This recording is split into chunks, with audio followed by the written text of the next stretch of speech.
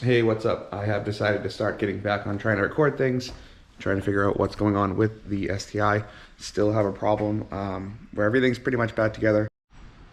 For anybody not familiar with what is done to this car, it has an IAG forged internal closed deck short block, just heads that are just stock heads that were redecked, cleaned out, gone through, made sure everything was okay, valve latch and all that. Got that installed, put everything back together. It's got an FP blue turbo, turbo XS catted downpipe, ETS intake to go with the ETS front mount intercooler.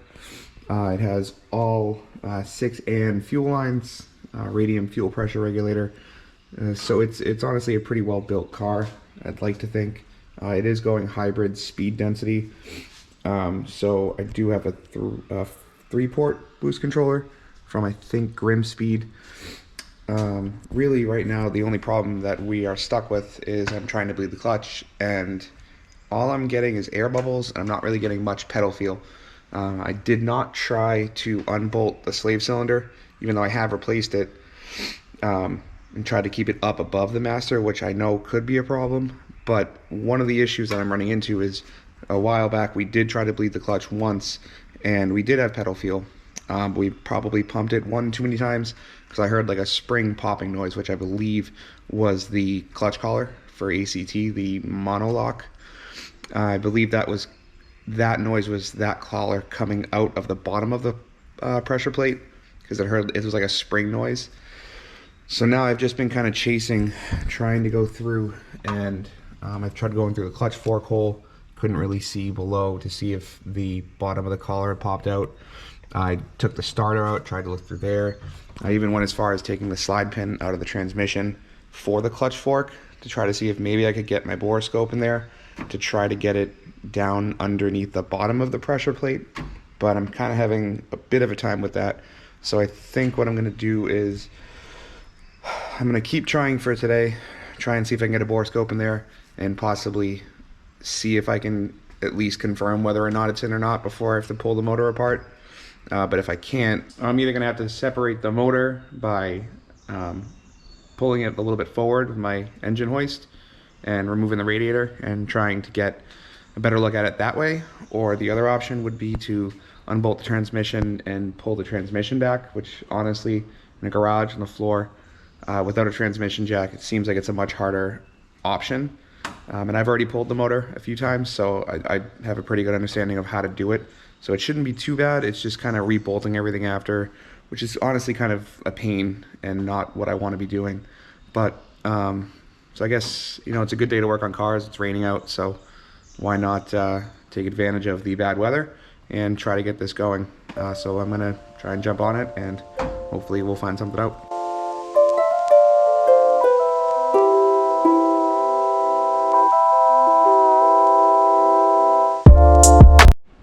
Future me here. What I have been doing is I have been attempting to see if I can see in the clutch fork hole. Even with a borescope, it's pretty tough to be able to see exactly what's going on in there. I took a picture as best I could of this right here is essentially what it should look like. This is the Monoloc collar. It should be clicked in. The best thing I could get was this guy right here. You can sort of see there's like a space and a gap. It's really hard to see, especially with the phone reflecting, but that's kind of what I'm getting when I look in there. I do have my stock clutch over here to like kind of show exactly what it is for anyone that might not know. But it does seem, so here's the Thorough bearing still attached to the stock clutch collar. There is a little bit of room in there and a little bit of play, which I do have. So I honestly am now starting to think it's possible that I don't have a problem with that, and that it's just a Subaru problem, where apparently these clutches are kind of a hard system to bleed, where you have to actually unbolt the slave cylinder, bring it up in the air above where the master is, and you're probably going to need to use a Mighty Vac, which I do have, and supposedly you might want to even look at bench bleeding the master. So we're gonna see. I think the next thing I'm gonna probably do is just to confirm. I do believe if I unbolt the motor and just jack the motor up, there's an access panel underneath I can take off. It's just 2 bolts to be able to inspect underneath the pressure plate, and I should be able to at least confirm whether or not that's really the issue before I go putting everything back together and trying to bleed it again. But so yeah, I guess I'm just gonna try to jack this motor. So if you are gonna go ahead and do this, if this is a car you have and it's something maybe you're dealing with, I did have to unplug my sensors for my oiling system. This is the first bolt for the motor mounts. You do have to use a wobble socket to get up in there, and it's a 14mm. And then there's another one over here, same kind of thing. My sway bars are thicker. They're white line sway bars, so there was a little bit of scratching on the sway bars. On the other side, this side there is a little bit more space, so it shouldn't be as much of an issue. But just something to look out for. If you do have stock, you probably won't run into that issue though.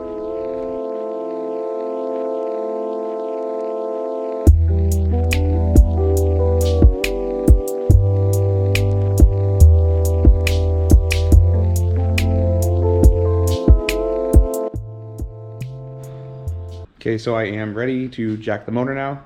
It's only going to jack up about 1 inch. A couple of things to keep in mind if you are going to do this, which I didn't know the first time I did this.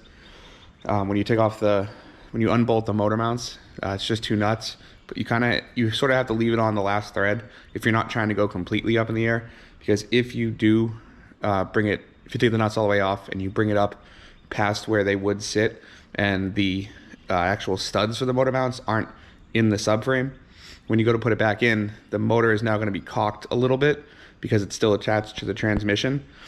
So you'll have to, what I had to do, which I didn't really like doing, was you had to actually, the stud from the motor mount was kind of sitting on the subframe instead of inside of it. So I had to use a screwdriver and kind of push it in at the last second, pulling the screwdriver out before the motor then fell into place where it should be sitting. So just if you're not going to go too far up, you don't want to take those nuts off all the way from the motor mount studs. The only other thing to look out for is wires. Like I had said, I had to unplug my oiling wires for my sensors. There are some ground straps for the AVCS solenoids down there. So if you are going to jack it up more than just like a few inches, like 1 inch maybe, you might want to just unbolt those ground straps, because obviously you don't want to break those.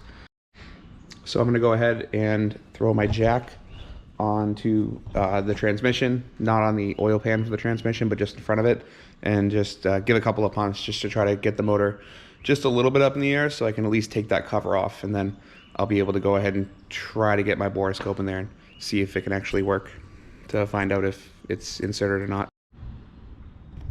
So I have the jack ready to go. Got a little block of wood set into the jack, so that gives me a little bit of extra clearance without having to jack as much. So I'm just going to start jacking it up, try and get it right there in the middle, right in front of the transmission oil pan. It's kind of tough, honestly, because right there is sort of where I need to get in order to be able to try to look for, to see if the clutch collar is in. So you can see now that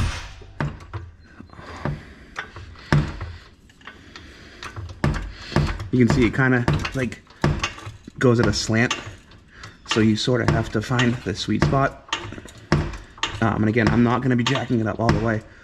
I'm basically going to right about there, because if you see, I only loosen the nuts a little bit, so that's pretty much up as far as I can go. So it really only goes up like, I don't know, a ½ inch maybe, but I'm hoping that it might give me the clearance that I need to be able to undo. There's this bottom, I'll try and show you, there's this bottom access pan.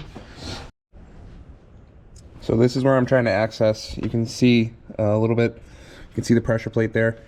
I'm trying really hard to get this Borescope to be able to see something up like under the throwout bearing, but it's not really possible. I can get it in. I have to use a little pry bar to try to like kind of, it's sort of like a thin metal plate. That's the cover. It's just holding by 2 10mm bolts. So the bolts are kind of hard to get to, so it's kind of just easier to try to use the pry bar, try to just open it up a little bit more for the Borescope to go in. But honestly, it's not really, you can't really get to what you need or what I need to be able to see. So this doesn't seem to be working so well. I've been kind of at it for a little while now, but unfortunately, it's hard to show because there's not a lot of space under here, but this just isn't it. However, I would like to just take a second to appreciate this beauty. But pro tip, if you are going to install one of these and you have the motor out, definitely install it with the motor out. It's a lot easier. So I went ahead and spent about the better half of 2 hours trying to sit under the car and try to see if I could get my borescope up under, or I guess on top of that little plate that it's like a flywheel inspection plate. I was able to get the borescope up in there, which did bring it on the underside of the pressure plate, where I suspect maybe the clutch collar has come out. It didn't give me like a really good view, but I didn't even really need the transmission jacked up. I actually eventually got the jack out of the way because I couldn't really work with the jack there. I was able to get it out there. Couldn't really get like a definitive view. I'm gonna try again next time I have somebody to help me, because they can maybe move the clutch fork and I can see like how the throw bearing's looking from the underside. But that's pretty much what I got done for today. It's kind of a pain, you know, it's a annoying thing when the car doesn't want to work and it just continues to not want to get finished, even though I'm like so close to getting it being able to start. But I'm not going to give up on that. So eventually we will get this car running. But yeah, I guess that's all I got for this one.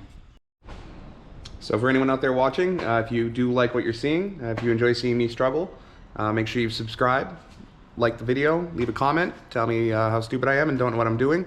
If you're interested in seeing anything about the other cars that I have a prior video that I will link in the description, just to show you guys what's going on. I go through detailed builds, what is the status of all the different cars and what I have done to them. So until then, I'll see you guys next time, and peace out.